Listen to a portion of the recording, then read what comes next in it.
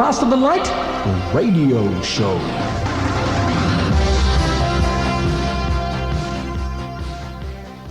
Hi and welcome once again to the show. Thanks for joining us. Grant Stone with you for another half an hour talking about science fiction and fantasy. And to start off with some news about comics.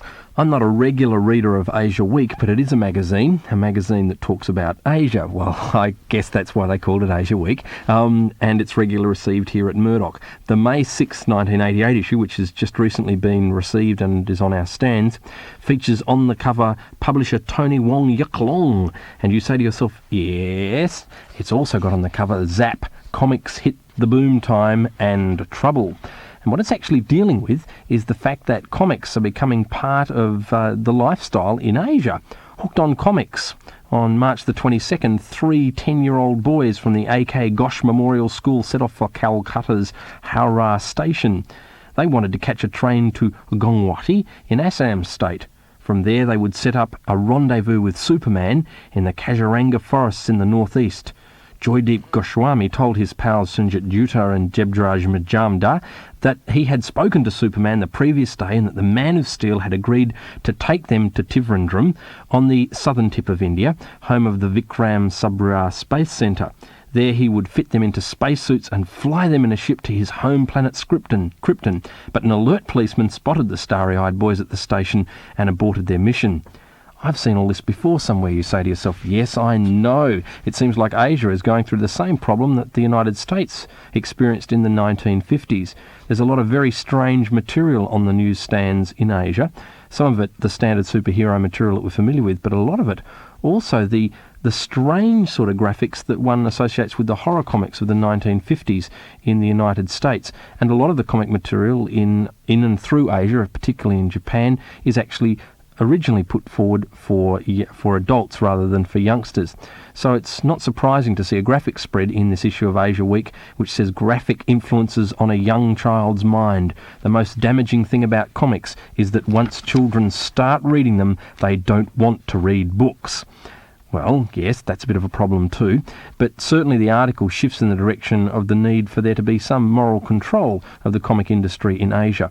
I'm not saying that there shouldn't be, I'm just saying that I'm familiar with this form of censorship and the argument that it took on in the United States in the 1950s. The article's interesting in that it looks at the comic industry not only in India, but also in Thailand, in Taiwan, and in Japan, and takes a good look at the way in which the industry is structured and who sells it. And then there is a profile of the guy on the cover. That is Tony Wong Yuk Long. He is evidently Hong Kong's comic king. He drives a red Ferrari sports car and his spacious harbourfront office was obviously decorated by someone with money, lots of money. There is a service bar, an Olympic-size aquarium, a stereo system complete with 2-metre-high speakers, and behind the metallic gold marble top desk sits this 38-year-old, wearing the boyish grin of someone who has made it. His rags to riches story stands out even in a city full of self-made millionaires. He was born in Canton. At the age of 6, his family moved to Hong Kong. 2 years later, he discovered the love of his life, comics. At the time, only translations of imported Japanese comics were available, but Wong knew someday he would launch his own publishing company. At 14, he quit school to help his family. I drew a comic and asked a publisher to print copies, he says, of his first venture. I took them on my bicycle to newsstands, but they weren't very popular. Disappointed, he took a job as an office boy for a publisher. Later he worked as an artist for several firms. One employer gave him the pen name of Yuk Long, Jade Man. Wong made several false starts before launching Jade Man Comics in 1971. We concentrated on Chinese kung fu stories that would appeal to the local market, he explains, and Jade Man's first hit, Dragon and Tiger Heroes, still sells well today. The company now controls, by Wong's estimates, 70 to 80% of the Hong Kong market in comics. Circulations for its 15 titles range from 80,000 to 200,000 per issue. To give you some idea, that is more than most of the top-selling American comic titles sell in that area of the world. So we're talking about a very large comic market indeed. Last year's sales reached almost 13 million. No wonder he's a man who looks like he's made it. That article and the morality of comics in Asia, as I say, in the May 6th issue of Asia Week. Other news from the comics world, I gleaned a little from the latest issue of Comic Buyer's Guide, or one of the more recent issues that's been received. I told you last week that you can get Comic Buyer's Guide regularly in Perth at the moment, and this is my last free plug for Bop Street Records in the Comic Buyer's Guide, but it is good to see this particular magazine, the newspaper of the comic industry, available in Western Australia. Bop Street Records are in Essex Street Markets in Fremantle, so if you want to chase up the title, you can get it there. The February 19th issue of Comic Buyer's Guide, that's issue number 744, has an article on the cover dealing with Lynn Varley. Lynn Varley is the wonderful colourist who coloured in the pictures drawn by others in Ronin and Dark Knight and gave them a particular feel. She's also the person that's put covers on the more recent issues of Lone Wolf and Cub. She's teamed up evidently with Moebius, and Moebius says of her, "I believe Lynn is one of the greatest colourists working in comics today. I'm delighted with the job that she did." And what are they talking about? They're talking about Pharagonesia and Other Strange Stories. This is a new volume in the Moebius graphic libraries, which are being published by Marvel Comics in a series of, that magazine adult-style no-ads comics at the $10 mark in the US of A, which means they're selling for around about $25 out here in Australia. I was quite surprised to see Marvel decide to take on this project, and I haven't seen much of the work available in Western Australia, although I believe a few copies have been imported. If you're interested in the best of the European comics at the moment, in fact the best of the European comics over the last 2 decades, you shouldn't go past Moebius, or under his real name Jean Giraud, and his work is certainly the stuff that's broken ground in Europe and affected all of the artwork being done in the United States as well. Marvel's picked him up, translated the comics, and he's teamed up with Lynn Varley to give the original black and white artwork a colourful feel for its appearance in the United States. Good material, and certainly well worth looking out for. I'll keep you posted if it becomes generally available around town. I'll be back in just a moment. Paperback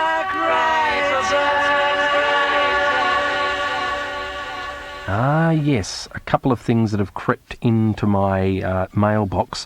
One of them I ought to make good mention of is the fact that Arthur C. Clarke's 2061 Odyssey 3 is available this month around town.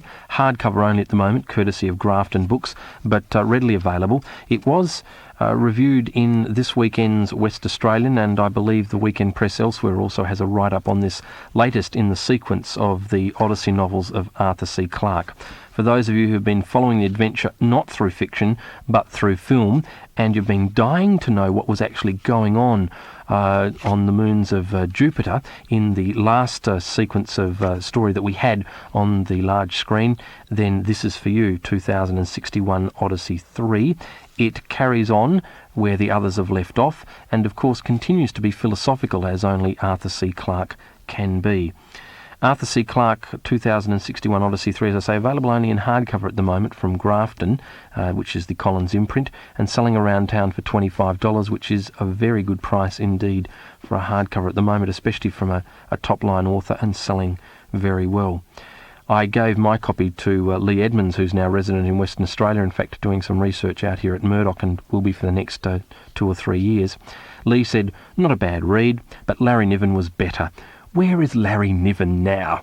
For that thumbnail review, I thank Lee greatly, and will give you my own considered opinion of the book in a couple of weeks' time. For the moment, on this week's show, I aim to look a little later on at Verna Vinge's books that I promised you last week, and they've certainly tickled and fired my imagination, and I would like to pass those on to you. But I know there are a number of you out there very interested in reading this sequence, haven't had a chance to look at an American edition. The local edition is now available of 2061, the third in the Odyssey books of Arthur C. Clarke. Having mentioned the Grand Master of science fiction, one of the triumvirate that heads up the league ladder of most popular authors and most well-known, the other two being Isaac Asimov and Robert Heinlein, it behoves me to mention the fact that I was wrong after last week's show was actually put to bed, although it hadn't actually been to air. We'd finished taping it, that is. That Robert Heinlein, in the evening news last Monday evening on SBS, it was noted that he had died. I tried to confirm this during the week and checked out the papers and the weekend papers and such like. I still haven't seen a follow-up story. It surprised me that there was nothing on the NBC News Today show, but it was the week that the Today show people had all decided to go to Europe, so maybe local stories of colour were being dropped from the late night bulletin. You say to yourself, what else does Grant do besides watch television at midnight to 2:30 in the morning? Well, not much else actually. If you do that, your lifestyle's relatively full. However, I was looking for Robert Heinlein funeral notices and notices of obituaries of one sort or another, and I haven't found them to date. This week's edition on the newsstands of Time magazine should fix that up for me. Time magazine rarely misses an important author, and certainly an author from the popular culture that has died in the US of A, so I'm hoping to confirm the report. But as far as I'm aware, the wire service story, which I take it was at SBS Rang, gave very few details other than the fact that Robert Heinlein had died at the beginning of last week. Well, that of course means if you're one of those few people around town that's got Robert Heinlein hardcovers that are signed, and Jonathan, you're one of them, then they must definitely be appreciating in value, because there ain't going to be any more work from his pen, although I dare say there's a few works in the pipeline already, and there is going to be no more possibilities of having the work signed. From that sad note of Heinlein, can I tell you of someone else who's been gathering together their views and putting them together in a paperback? This is a Pan paperback, and I pulled it off the shelves because I was wanting to use a piece of it for writing a lecture in the next couple of weeks. It's by an author called Freeman Dyson. It's called Disturbing the Universe. Now, this is not fiction. This is, in fact. Freeman Dyson has been Professor of Physics at the Institute of Advanced Studies at Princeton since 1953. But he was born in England and he went to the United States in 1947 and seems to have lived most of his adult life working in the US of A. He's been consultant to a whole lot of government agencies, including weapons laboratories, NASA, the Arms Control and Disarmament Agency and the Defence Department. He's written articles popularising science in any number of magazines you'd care to name, including the Scientific American and the New Yorker.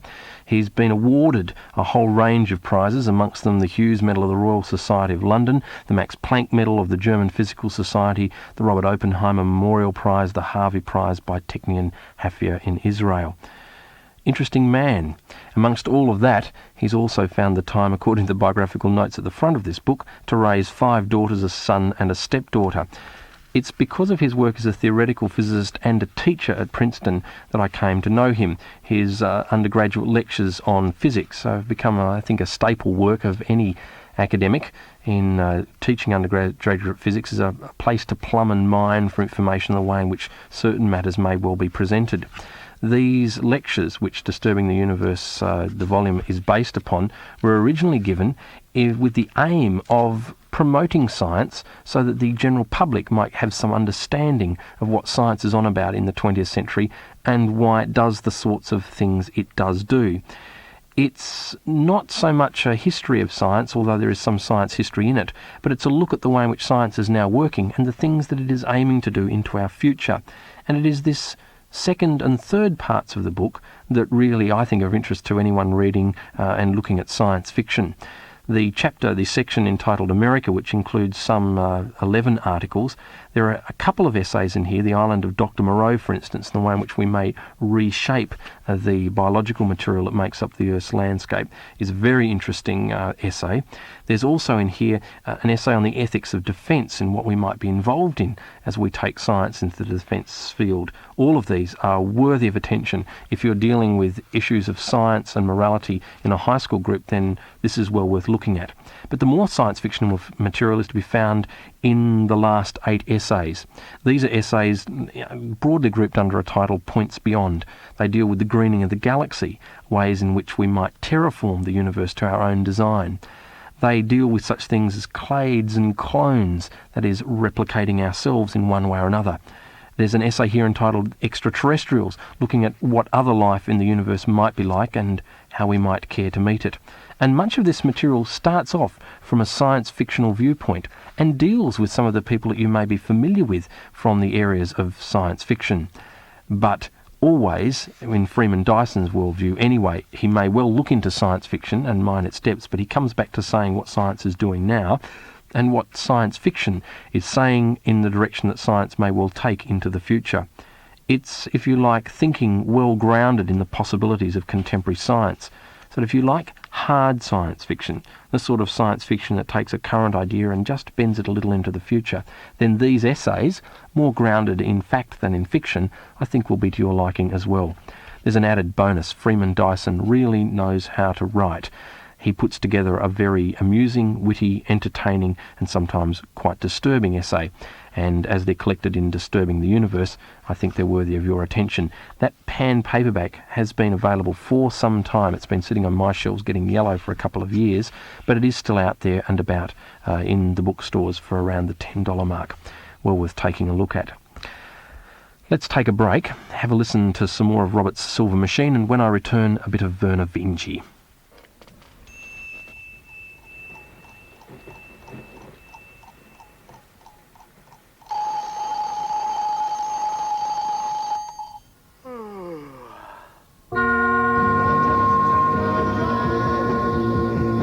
Roberts.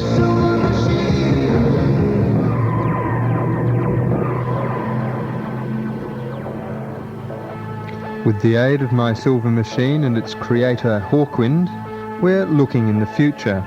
From the LP The Church of Hawkwind, 1982.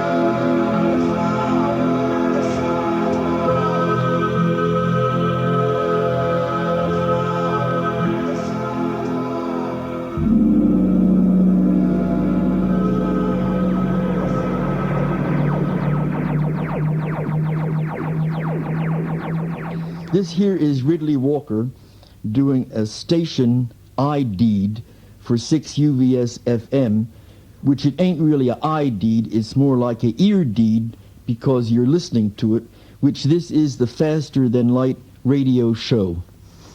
All best and trouble not.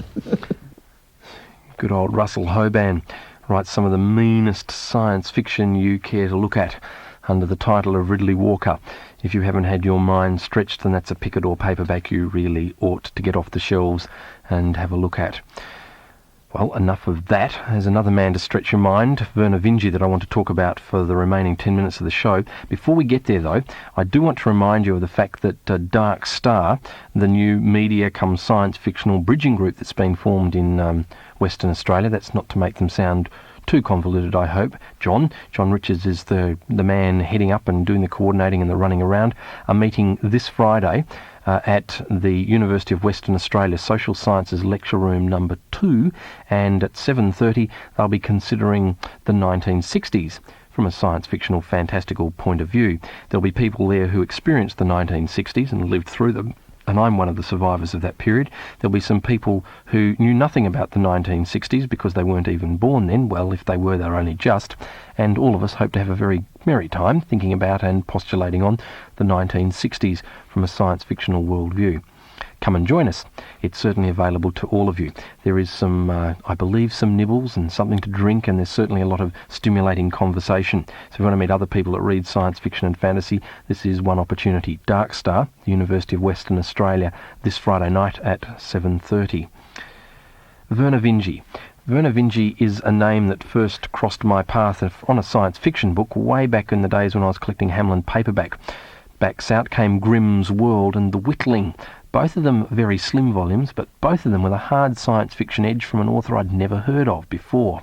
And then along came Joan Vinge, and she published quite a lot of books, and I thought, maybe Vernor and Joan have got something in common.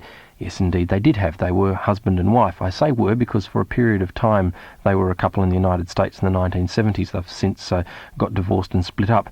Joan Vinge went on to marry for a time Jim Frankel.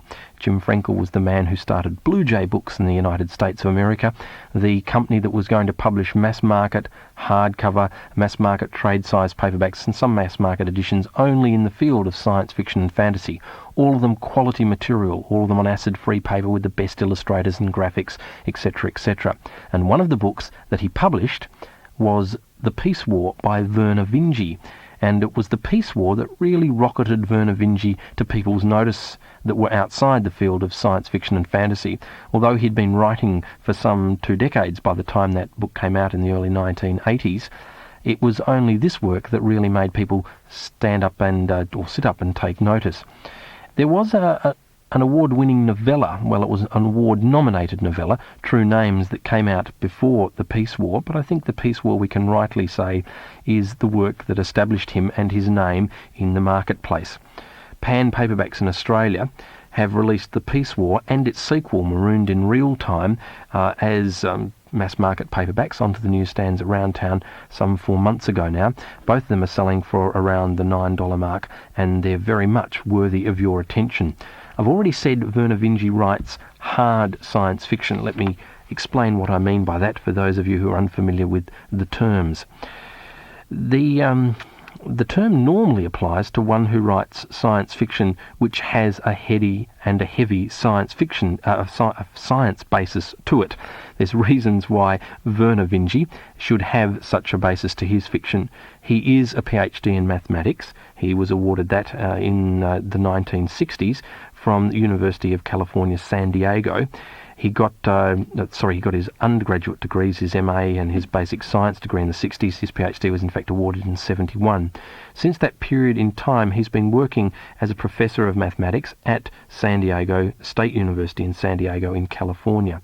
He is at the moment still a practicing mathematician, and I think it's partly because of his interest in theoretical mathematics and his work as a mathematician that his novels are, one, so sporadic, and two, have this qualified science fictional science basis, and also the organisation that they all show.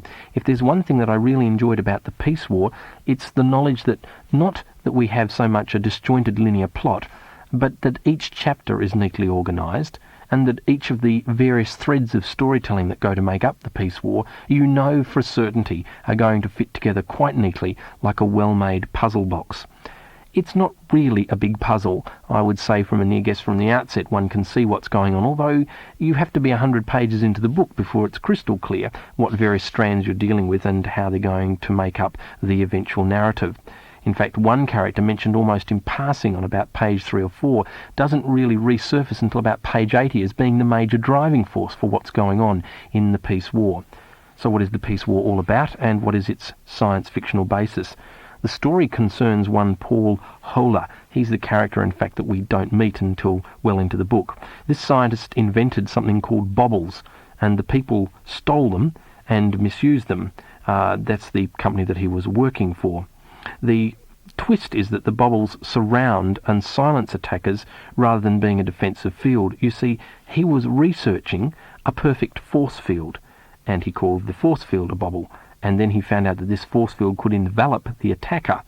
Now, when Livermore Laboratories, and this is a part of reality, folks, they really do work on defence research in the United States of America, when Livermore Laboratories found out that their researcher, Paul Holer, had such a useful item, they kept it for themselves.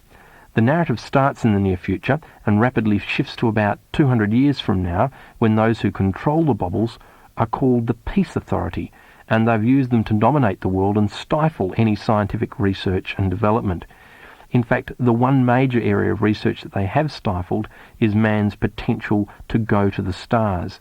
And the Peace War is an interesting polemical work from the point of view that it tries to convince us, and I think does a very good job, although science fiction readers aren't the hardest ones to convince, that going to the stars is a worthy occupation for humanity. Imagining ourselves living on space platforms and inhabiting the galaxies is something worthwhile. It's certainly part of the subtext of the Peace War, and something that I found quite enjoyable. But for the moment, while the text is happening, the world is being controlled by this overgrown branch of Livermore Laboratories that control the bobbles and therefore stop anyone venturing off the Earth's surface. The Peace War is true science fiction in that the new scientific knowledge introduced into the story, the bobbles, are crucial to the story and to its resolution. Farron Miller, writing in Locus, said some quite interesting things about the Peace War. He said it fits all the requirements of an excellent science fiction novel, a fascinating scientific concept worked into a colourful, carefully thought-out future, where it fuels a complex but fast-moving plot. He says that the future we're looking at is around about the year 1997, and this particular future is one that becomes dominated by, this company controlling the work of a scientist.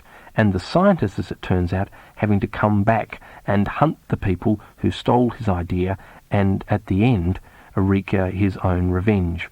The character in question, Paul Holer, we later find out has resurfaced in the future under another name. That's the Peace War. It does have a sequel, Marooned in Real Time. It too is available from Pan Paperbacks. Both of them are on the stands at the moment. Both of them are worthy of your attention. Pan Paperbacks. That's all for me for this week. Until next week, when once again I have your attention. Bye for now. Big, wonderful galaxy. Starship, take us away, take us away, take us away. You've been listening to the Fast and Light radio show, produced and recorded in the audio studios of Murdoch University for 6UVS AFM.